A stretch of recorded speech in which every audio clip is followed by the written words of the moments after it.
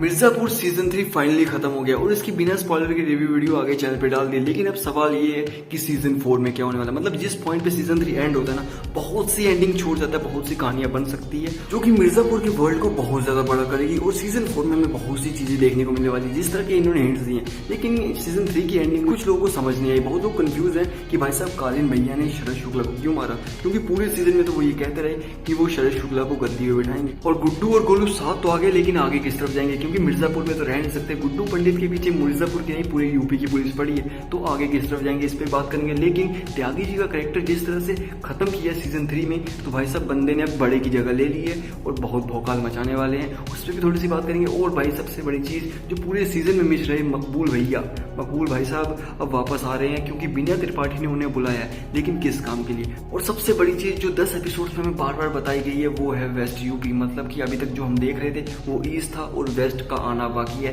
और सीजन 4 के स्टेक्स बहुत बड़े होंगे, तो इस पे पूरी तरह हम बात करेंगे। सबसे पहले बात करते हैं कंफ्यूजन की। मतलब सबसे पहले बड़ी कंफ्यूजन कि कालीन भैया ने शरद शुक्ला को क्यों मारा। अब उसके पहले ही तुम्हें पता होगा, तुमने शो देखा है तो उसके पहले ही उनकी मीटिंग हुई थी किससे, माधुरी यादव। और माधुरी यादव अब समझ गई है कि भाई इधर सब गद्दी के भूखे, चाहे वो बीना त्रिपाठी हो या फिर कालीन भैया हो, शरद शुक्ला हो, किसी को कोई फर्क नहीं पड़ता कि एक दूसरे से वो गद्दी के पीछे है मिर्जापुर की। तो इसी तरह से वो कालीन भैया से जब बात करती है तो वो कहती हैं कि अगर तुम्हें परिवार और गुड्डू पंडित चाहिए तो तुम्हें वही करना होगा जो मैं कहूंगी। और उन्होंने कहा होगा शरद शुक्ला को मारो, क्योंकि भाई शरद शुक्ला ने उनके पिताजी को मारा था। और ये कालीन भैया के थ्रू बदला लिया गया है माधुरी यादव का। मतलब बंदी में ब्रेन तो बहुत है, ऊपर से पावर का अच्छी तरह यूज कर रही है। लेकिन भाई जो मजा आया ना अवतार देख के, क्योंकि कालीन भैया के पूरे सीजन में ये अवतार मिस रहा, भले ही एक्सटेंडेड कैमियो जैसे, लेकिन जब वो आते हैं स्क्रीन पे और जो बीजीएम आता है उनके साथ, भाई सच में डर लगता है, क्योंकि उनकी स्क्रीन प्रेजेंस इतनी स्ट्रांग है। और एक और चीज से डर के रहना चाहिए, वो है बीना त्रिपाठी। भाई बंदी कहीं भी पलट जाती है।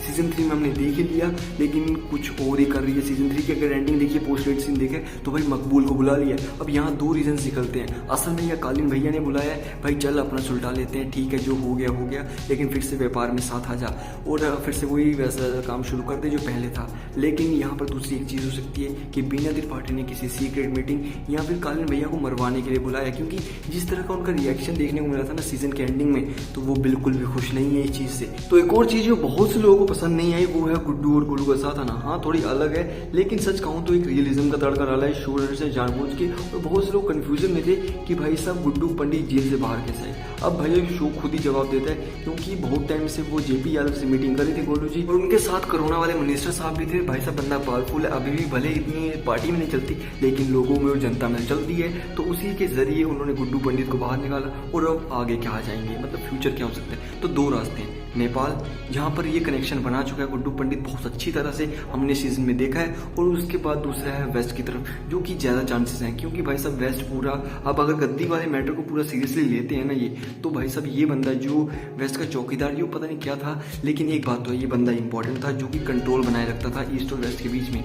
लेकिन अब ये मर चुका है और कालीन भैया ने इसे मारा, जिसका रिजल्ट बहुत बुरा हो सकता है कालीन भैया के लिए। वेस्ट की तरफ भी बहुत पावरफुल बाहुबली है, बहुत बड़ा डॉन है, और वहां पर भी बहुत से पावरफुल लोग हैं जो कि चाहे तो बहुत अच्छा अटैक कर सकते हैं। मतलब अगर स्टोरी राइटर चाहे तो वहां की स्टोरी भी कंटिन्यू कर सकते हैं। और सोचो अगर कि वेस्ट के बाहुबली के तौर पर अगर नवाजुद्दीन सिद्दीकी आ जाए तो क्या ही मजा आ जाएगा। मतलब हाँ स्टोरी थोड़ी अलग भटक जाएगी, लेकिन सोचो अगर इस तरफ कंटिन्यू करें तो बहुत बड़ा यूनिवर्स बन सकता है। पूरे यूपी में लड़ाइयाँ होंगी, बहुत कुछ देखने को मिल सकता है। लेकिन मेन स्टोरी यहाँ पर है गुड्डू पंडित का बदला, और वो उनके साथ कैसे जुड़ेगा, बहुत कुछ हो सकता है। लेकिन अभी के लिए जो सही स्टोरी मैं बताऊँ वो होगा कि गुड्डू पंडित एक अलग मिशन पे हैं, उनको अपने आप को वापस रिबिल्ड एक गैंग के साथ करना है। और भाई साहब त्यागी जी वापस आएंगे, क्यों, उन्हें बदला लेना, और बहुत से नए कैरेक्टर मिलेंगे। लेकिन सबसे जरूरी मैं अभी मानता हूँ वेस्ट को, जो कि भाई इस सीजन 4 की मिर्जापुर के यूएसपी हो सकती है। तो मुझे ये स्टोरी कुछ ऐसी लगती है, लेकिन तुम बताना तुम्हें क्या लगता है, तुम्हारे क्या थॉट्स है, तुम क्या सोचते हो कि आगे कैसा होगा। और अगर कोई कंफ्यूजन रह गई है तो भाई कमेंट में पूछ लेना, मैं से भाई तुम्हारा बता देगा। लेकिन अब अगर तुम्हें यहाँ तक वीडियो देख रहे हो तो पसंद आई है तो भाई लाइक तो बनता है, और ऐसी चर्चा हम आगे भी करते रहेंगे, तो सब्सक्राइब तो बनता ही है। और अगर रिव्यू वाली वीडियो देखी तो एंड में यहाँ दिख जाएगी। तो फिर अगर ऐसे मिलते हैं अगली वीडियो में, तब तक के लिए बाय बाय।